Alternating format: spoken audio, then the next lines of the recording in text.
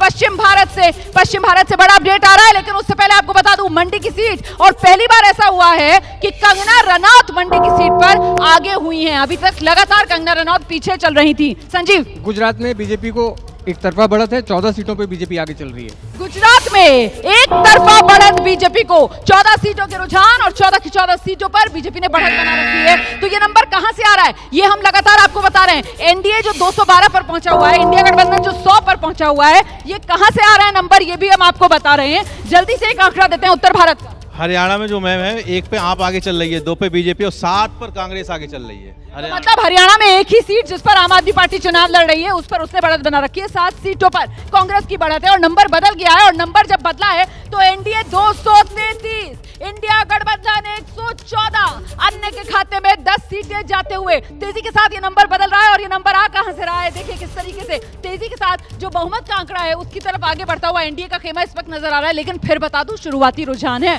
अभी पिक्चर बहुत बाकी है, लेकिन शुरुआती रुझान ये कह रहे हैं कि एक बार फिर धमाकेदार वापसी के लिए है तैयार मोदी सरकार।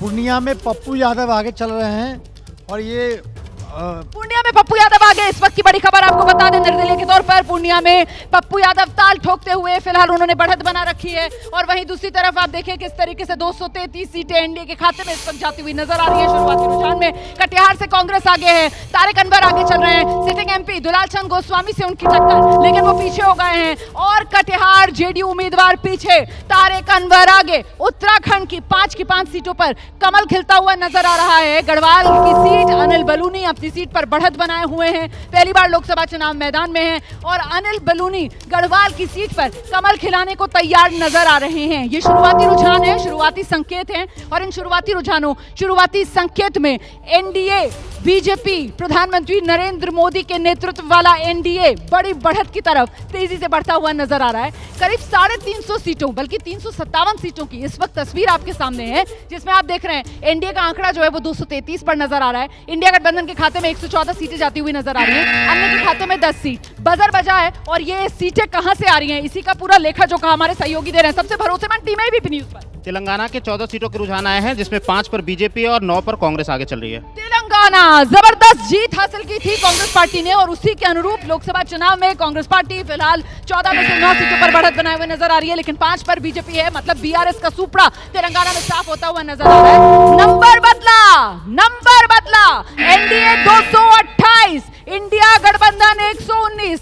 नंबर लगातार बदल रहा है। और बड़ा अपडेट आ रहा है मध्य प्रदेश की छिंदवाड़ा सीट, जहां से कमलनाथ के बेटे नकुलनाथ एक बार फिर चुनाव मैदान में किस्मत आजमा रहे हैं। नकुलनाथ पीछे हैं, ये कमलनाथ का किला माना जाता है।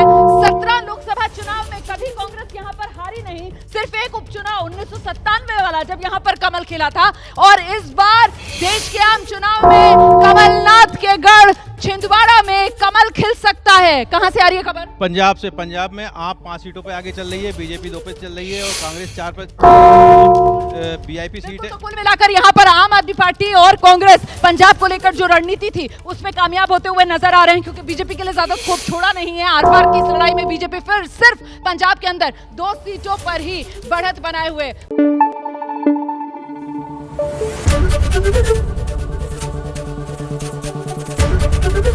एबीपी न्यूज आपको रखे आगे।